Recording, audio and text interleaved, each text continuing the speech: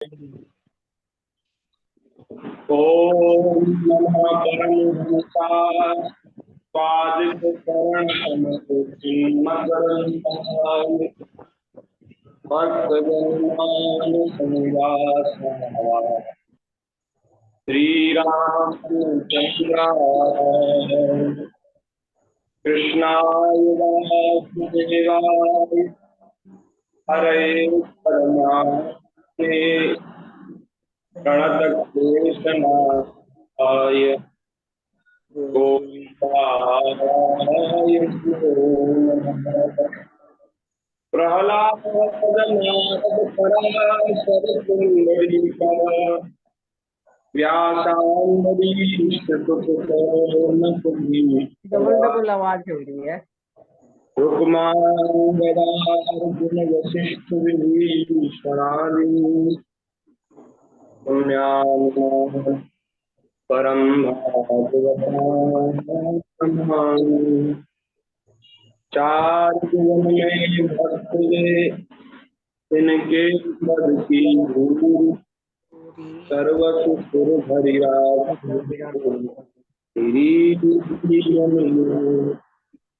भक्त भक्ति भगवती चतुर्नाथे इनके पद वंदन किए नाशे गोविंद जय गोपाल जय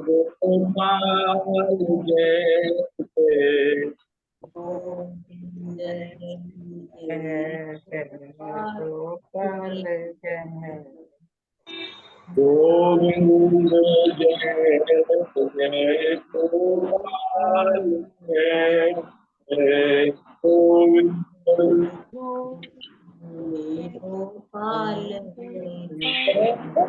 श्री राधा हरि गोविंद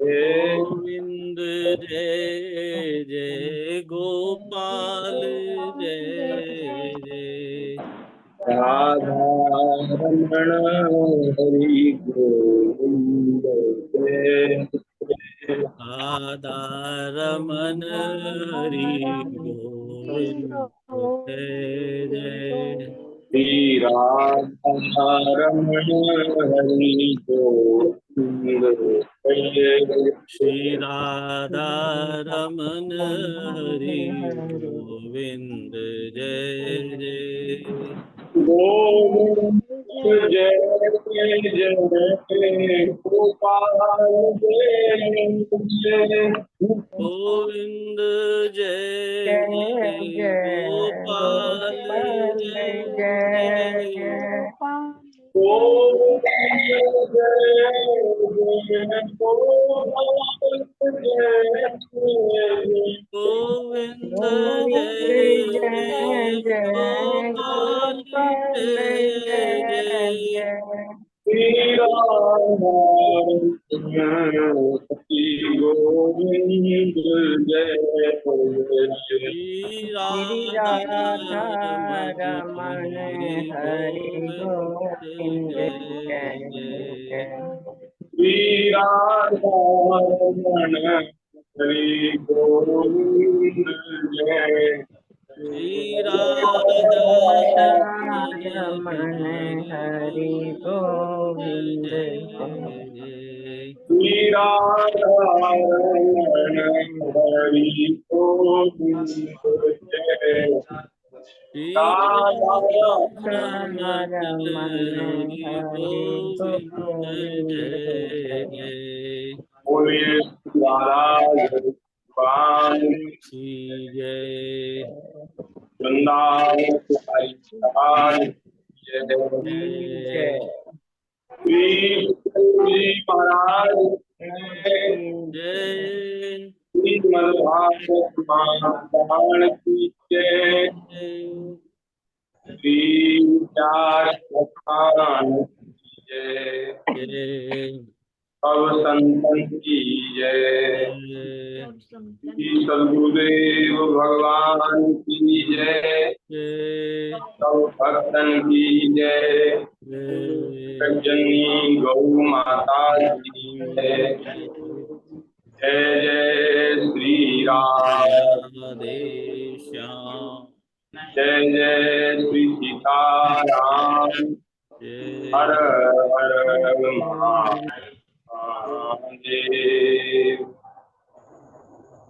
हरि शरणम। नारायण नारायण नारायण। भक्त वत्सल शरणागत वत्सल दीन बंधु दया सिंधु अकारण करुणा उन्नालय सच्चिदानंद घन आनंद कंद भगवान सावन बिहारिणी बिहारी जी की हम सब लोगों के ऊपर अतिशय कृपा है कि फलस्वरूप श्रीमद् भागवत जी की मंगलमयी कथा श्रवण करने के लिए हम सब लोग उपस्थित हुए। श्रीमद् भागवत जी की चर्चा करके हम अपनी वाणी को पवित्र कर रहे हैं और आप सब लोग अपने श्रवणों को पवित्र कर रहे हैं। इस प्रकार से हम सबका समय सार्थक हो रहा है। भगवान की बड़ी कृपा है। सब लोग बड़े सौभाग्यशाली हैं। नारायण। श्रीमद् भागवत जी की चर्चा चल रही है और भागवत जी में अब तक तो हमने संक्षिप्त में भगवान के अवतारों का स्मरण किया था, का हम सब लोगों ने श्रवण किया। अब श्री सुखदेव जी महाराज परीक्षित जी के पूछने पर श्री कृष्ण भगवान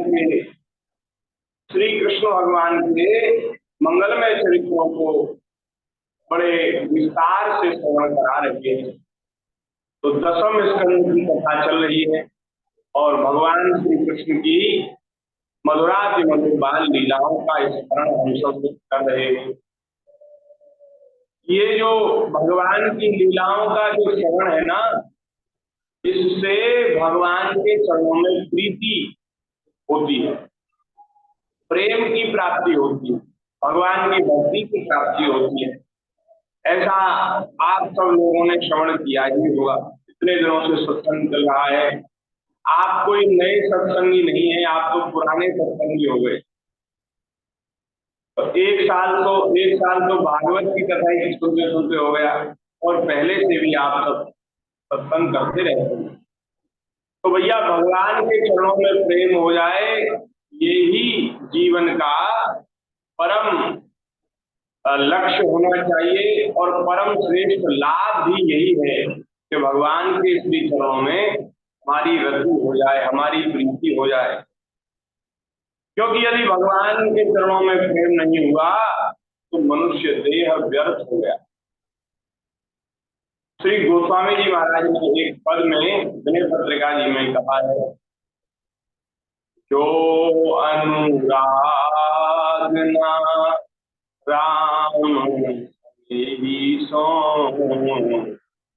तो लाभ कहा न ही सो, तो लाभ कहा नर देही सो, जो अनुराग न राम देही सो।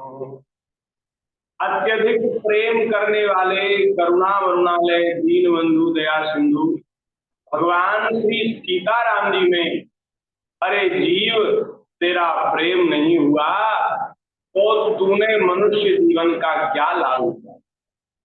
देव दुर्लभ मनुष्य शरीर तुझे प्राप्त हुआ तो तुम्हें क्या लाभ लिया, इससे क्या ऐसी उपलब्धि और प्राप्त होती है कि जिसके लिए मनुष्य जीवन लगा दिया जाए, खपा दिया जाए। ऐसा क्या संसार में प्राप्त हो जाता है। संसार की तो सब उपलब्धियां यही रह जाती हैं। जो कुछ भला बुरा हम करते हैं वो सब यही रह जाता है। बस उसका जो फल है, जो पाप पुण्य जो करते हैं उसका फल भोगने के लिए हमें दोबारा आना पड़ता है। तो यही बस बार बार कर्म किए, बार बार फल भोगा, तो केवल इसी चक्कर में पड़े रहेंगे, या इस जन्म मरण के चक्कर से छूटकर भगवान की चरणों में प्रेम की प्राप्ति करके अपने जीवन को धन्य बना लेंगे। गोस्वामी जी कह रहे हैं भगवान में प्रेम नहीं हुआ, सीताराम जी में प्रेम नहीं हुआ, राधा कृष्ण में प्रेम नहीं हुआ, श्री ठाकुर जी श्री जी में प्रेम नहीं हुआ, तो मनुष्य शरीर व्यर्थ हो गया। क्योंकि ये मनुष्य जीवन बड़ा दुर्लभ है, देवता भी इसकी सराहना करते हैं, बड़े बड़े ऋषि मुनि महात्मा वे चाहते हैं कि हम लोगों को भारतवर्ष में मनुष्य शरीर प्राप्त हो जाए। देखिए, जो देवताओं को दुर्लभ है, ऋषि मुनि महात्मा जिसकी वांछा करते हैं, वो मनुष्य शरीर हमें प्राप्त हो गया है? तो इसको प्राप्त करके हमें क्या करना चाहिए? जो तनु धरि परिहर सब सुख, भय सुमति राम अनुरागी। तो तनु पाए अघाए किए अघ, अब गुण उदधि अभागी। सो तनु पाए अघाए किए अघ, अब गुण उदधि अभागी। जो अनुराग न राम सनेही सो, लाभ कहा नर देहि सो।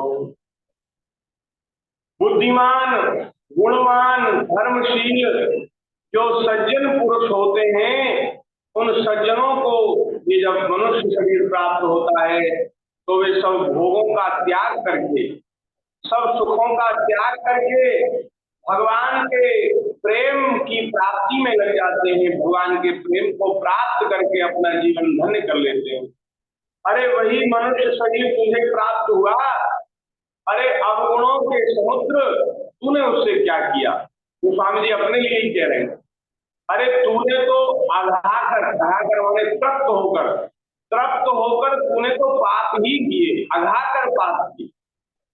इस मनुष्य शरीर से आप भगवान के चरणों में प्रेम की प्राप्ति भी कर सकते हैं, भगवान की भक्ति भी कर सकते हैं, धर्म का आचरण भी कर सकते हैं और पाप भी कर सकते हैं, जो नरकों में ले जाने वाले पाप भी तो लोग करते ही हैं। तो ऐसा ये शरीर है कि इससे भक्ति भी की जा सकती है, इससे पाप भी। अब बताओ हमको क्या करना चाहिए, हम लोगों को किस क्रिया में प्रवृत्त होना चाहिए, क्या हमारे लिए मंगलकारी है, क्या हमारे लिए कल्याणकारी है? अरे भैया, भगवान की भक्ति ही कल्याण करने वाली है। तो उस शरीर को पाकर, जिस शरीर को पाकर बुद्धिमान जन, सज्जन जन वे भगवान की भक्ति करते हैं, उस शरीर को प्राप्त करके तूने अघा करके पाप किए, तूने अपना जीवन बिगाड़ लिया। अरे शरीर से महाराज भगवान की प्राप्ति कर कर जीव धन्य हो जाता, उस शरीर को पापों में लगाकर फिर 84 के चक्कर में, 84 लाख योनियों के चक्कर में, जन्म मरण के चक्कर में पड़ गया। क्या लाभ लिया? ज्ञान विराग जोग जप तप मख, जग मुद मग नहीं थोरे। राम प्रेम बिनु नेम जाए, जैसे मृग जल जलधि हिलोरे, मृग जल जलधि हिलोरे। तो अनुराग राम सनेही सो, लयो लाभ कहा नर देहि सो। जगत में ज्ञान वैराग्य योग जप तप यज्ञ आदि साधन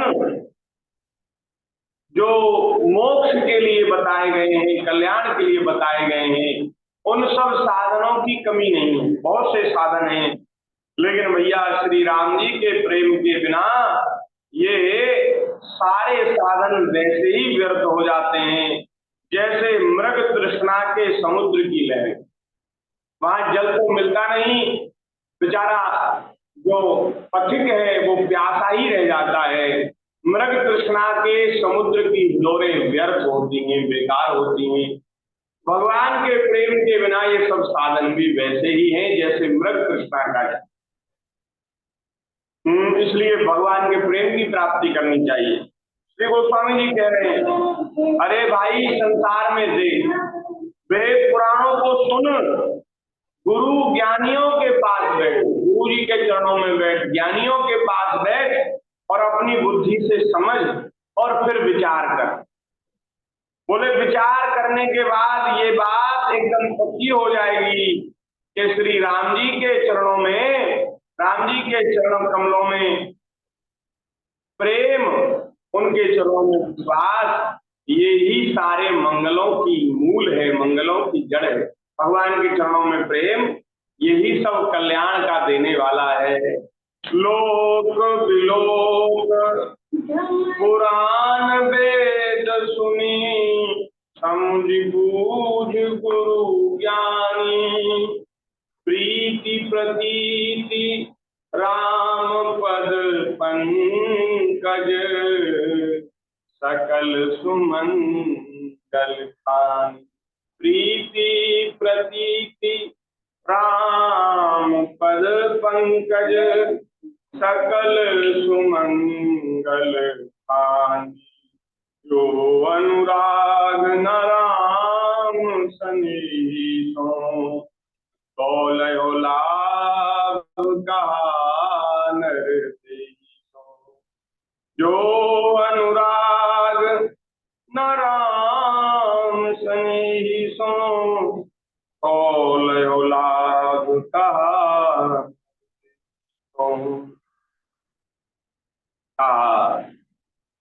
अंतिम पंक्ति है, गोस्वामी जी कह रहे हैं, भैया अब भी समझ जा, अब भी समझ जा, हृदय में विश्वास कर ले और हार मान ले, हार मान ले। बोले निराश हो जा, हार मान ले कि प्रभु मैं अब हार गया, अब मुझे संसार सागर से अपनी माया से छुड़ाइए, मेरे बस की बात नहीं है कि मैं आपकी माया का पार पा जाऊं।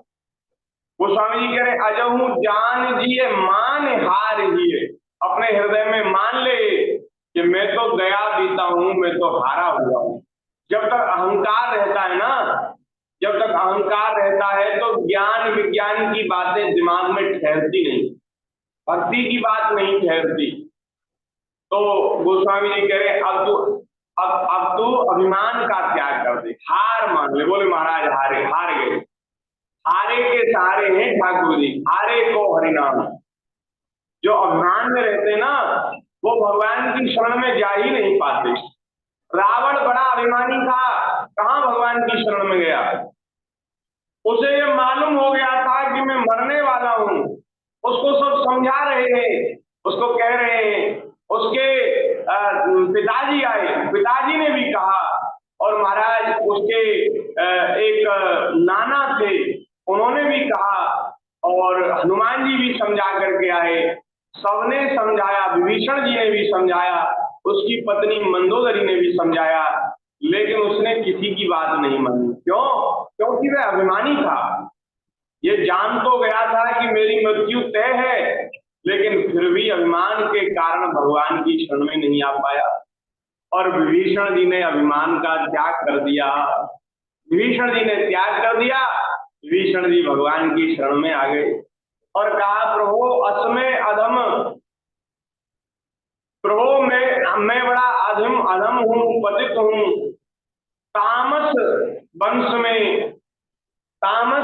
में और निश्चर वंश में तामस देह मुझे प्राप्त हुआ है, मुझसे कोई भजन साधन नहीं होता। नाथ सकल साधन में ही ना, कीनी कृपा जान जन बिना। मैं तो सब साधनों से शून्य हूं, हीन हूं। अब प्रभु मैं आपकी शरण में आया हूं, मुझे स्वीकार कर लीजिए। तो भैया जिसके हृदय में अभिमान नहीं है वही भगवान की चरणों की प्राप्ति प्राप्त कर सकता है, भगवान की शरण ग्रहण कर सकता है। इसलिए गोस्वामी जी कह रहे अपने हृदय में हार मान मान लो तो थोड़ी देर में, एक पलक में ही तुम्हारा भला हो जाएगा।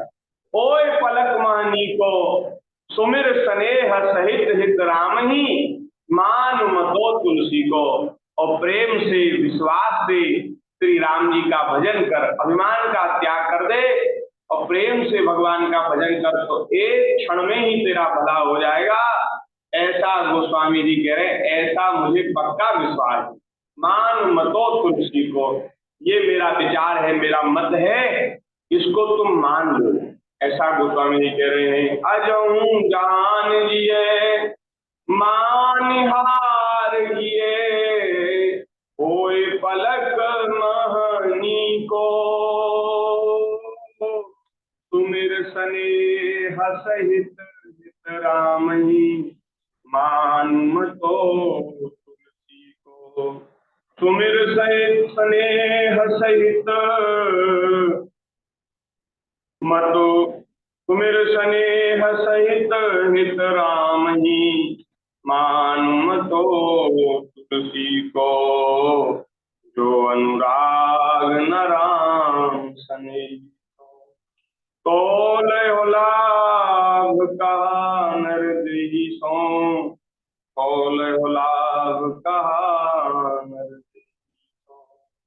बोलिए भक्तवत्सल भगवान की जय। जय जय श्री राधे श्याम। दूर करने के लिए भगवान ने गिरिराज जी को धारण कर लिया, अपनी एक उंगली पर धारण कर लिया। ये जो लीला है ना, ये भगवान के अद्भुत अपार अनंत बल को प्रदर्शित करने वाली। भैया कोई कितना भी बलशाली हो, वो अपने बाएं हाथ की इस छोटी उंगली पर एक 5 किलो का बांट भी नहीं उठा सकता, पसेरी भी नहीं उठा सकता। कोई उठा सकता है? कोई अपने बल का अभिमानी हो तो करके दिखावे। नहीं उठा सकता। हाथ से तो भले ही उठा ले, लेकिन महाराज इस उंगली से नहीं उठाया जा सकता। ये उंगली सब में छोटी है और सब में कमजोर है। ये उंगली तो फिर भी दमदार होती है, ताकतवर होती है, लेकिन ये उंगली सबसे कमजोर होती है। इस उंगली पर भगवान ने गिरिराज जी को धारण किया। 7 कोस के गिरिराज जी, कितने बड़े गिरिराज जी। अब आप सोचो ठाकुर जी की शक्ति कितनी है। भगवान की अपार अनंत सामर्थ्य है, शक्ति है। भगवान अजय है, कोई भगवान को जीत नहीं सकता। लेकिन भैया वे भगवान भी अपने भक्तों के प्रेम के बंधन में बंध जाते। वे भगवान जो काल जिनके आगे महाराज कपकपी बन जाती है, भय को ही जिनसे भय हो जाता है, वे भगवान यशोदा मैया के छड़ी दिखाने से भयभीत हो जाते हैं। यशोदा मैया छड़ी दिखाती है तो रोने लग जाते हैं और नेत्रों में महाराज आंसुओं की धारा बहने लगती है और बड़े कांपने लगते हैं डर के मारे। ये है भैया प्रेम का बंधन। आप सोचिए ठाकुर जी कितनी करुणा करते, अपने भक्तों पर कितनी कृपा करते हैं कि वे अपने भक्तों के प्रेम के बंधन में बंध जाते। तो भैया जब भगवान की कथाओं का श्रवण किया जाता है, भगवान के शौर्य, वीर्य, शक्ति, भगवान के प्रभाव, भगवान के स्वभाव की बात समझ में आती है। अस स्वभाव कहूं सुनऊ न देखूं, अस स्वभाव कहूं सुनऊ न देखूं, खगेश रघुनाथ सम लेखूं। किसको भगवान के समान समझूं मैं? ऐसा स्वभाव, ऐसा प्रभाव कहीं है ही नहीं। तो भैया भगवान के चरित्रों को श्रवण करके भगवान में प्रेम होता है। हम सब लोग बड़े भाग्यशाली हैं जो ऐसी सुंदर भगवान के चरित्रों का श्रवण हम कर पा रहे हैं। तो महाराज ये 25वां अध्याय हमने श्रवण किया। उसके बाद 26वें अध्याय में नंद बाबा, 25वां अध्याय हो गया है। 26वें अध्याय में नंद बाबा से गोपों की श्री कृष्ण के प्रभाव में बातचीत का वर्णन है। जब ऐसी अद्भुत लीला हुई, और पहले तो भगवान ने जो लीला की थी ना, थोड़ी छुप छुपा करके की थी। जो राक्षसों को मारा था वो ऐसे मारा था जिससे भगवान की शक्ति, भगवान का प्रभाव ठीक से समझ नहीं आ पाया था। लेकिन अब जब गिरिराज जी को धारण करके 7 दिन 7 रात्रि तक ठाकुर जी सब ब्रजवासियों के आंखों के आगे खड़े रहे, तो भैया सबको अद्भुत और आश्चर्य, सबको आश्चर्य हुआ कि ये कैसी महाराज ये लीला है, ये हमारा जो कन्हैया है ये इसमें कितनी शक्ति है, इसका क्या प्रभाव है। तो महाराज सब ब्रजवासी नंद बाबा के पास बैठकर, नंद बाबा को घेर कर बैठ गए और सबने चर्चा की कि भैया नंद राय जी, आपका ये जो पुत्र है ना श्री कृष्ण, ये कोई सामान्य बालक नहीं है। हमें तो ऐसा लगे कि यह कोई बड़ो देवता हम ब्रजवासी की रक्षा के लिए उतर के आयो है, प्रकट भयो है। यहाँ के जो चरित्र है वे अद्भुत हैं। अरे याने बचपन में ही पूतना को मार दियो, अगासुर को मार दियो, त्रावर्त को मार दियो, बगासुर को मार दियो, केसी आदि का उद्धार इसने कर दिया। और महाराज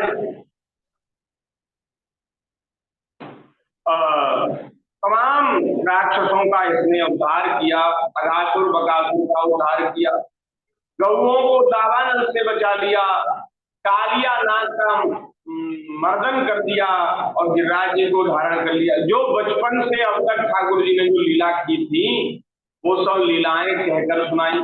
इसकी जो लीला है भैया अद्भुत है। तो नंद बाबा ने कहा कि देखो ब्रजवासियों, गोपो, मेरी एक बात सुनो, मैंने अब तक ये बात काहुए बताई ना है, लेकिन अब जब ये चर्चा है रही है तो मैं वह प्रसंग आपको सुनाऊंगा जो प्रसंग या के नामकरण के अवसर पर मोकू श्री गर्गाचार्य जी ने सुनायो। गर्गाचार्य जी ने मोते कही कि नंदराय जी, आपको ये पुत्र जो है विशेष है, कोई सामान्य बालक नहीं है, ये युग युग में अवतार ले है और धर्म की, ब्राह्मण की, देवता की, गैया की रक्षा करे। पहले सतयुग में ये श्वेत वर्ण वारो भयो, फिर त्रेता में और द्वापर में रक्त और पीत वर्ण वारो भयो, अब की बार ये कृष्ण वर्ण भयो है। और बड़े सौभाग्य की बात है कि तुम्हारा पुत्र भयो है, तुम या को बड़े प्रेम से लालन पालन करो और या को बड़ो ध्यान रखो। तो ऐसी बात उन्होंने सुनाई थी। गर्गाचार्य ने कहा था कि ये गुणों में, प्रभाव में, शक्ति में, स्वभाव में भगवान नारायण के ही समान है।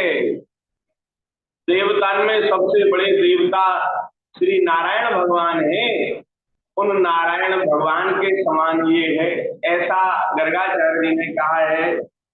तो महाराज अब ब्रजवासियों को समझ में आया, अरे नंद बाबा देखो, हम तो कह ही रहे कि यह कोई विशेष देवता है। आज आपकी बात ने ये हमारी बात पक्की कर रही कि यह जो हमारा कन्हैया है ये तो साक्षात नारायण ही है, ये तो सामान्य बालक नहीं है, ये तो कोई विशेष बालक है। ऐसा महाराज ब्रजवासी आपस में भगवान के गुणों का वर्णन करते हैं, गुणों की चर्चा करते हैं और अपने समय को सार्थक करते हैं, अपने जीवन को, अपनी इंद्रियों को, अपने कानों को, नाक को, आंख को, अपनी जीव को, सबको भगवान में लगा दिया है और निरंतर भगवान का ही स्मरण सब इंद्रियों से करते हैं, सेवा करते हैं। ऐसे ब्रजवासियों का जीवन धन्य है। और बस आज इन्हीं शब्दों के साथ हम चर्चा को विराम कर रहे हैं। 26वां अध्याय यहाँ संपन्न हो गया। 27वें अध्याय की चर्चा भगवान की दया से कल करेंगे। इसमें श्री कृष्ण भगवान का अभिषेक, ये लीला का वर्णन है, उसकी चर्चा कल करेंगे। बोलिए भक्तवत्सल भगवान की जय। हरि शरणम हरि शरणम हरि शरणम हरि शरणम।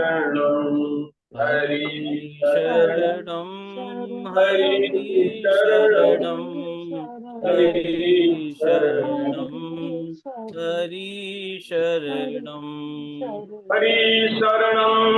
हरि शरणं हरि शरणं हरि शरणं हरि शरणं हरि शरणं हरि शरणं हरि शरणं हरि शरणं हरि शरणं हरि शरणं हरि शरणं हरि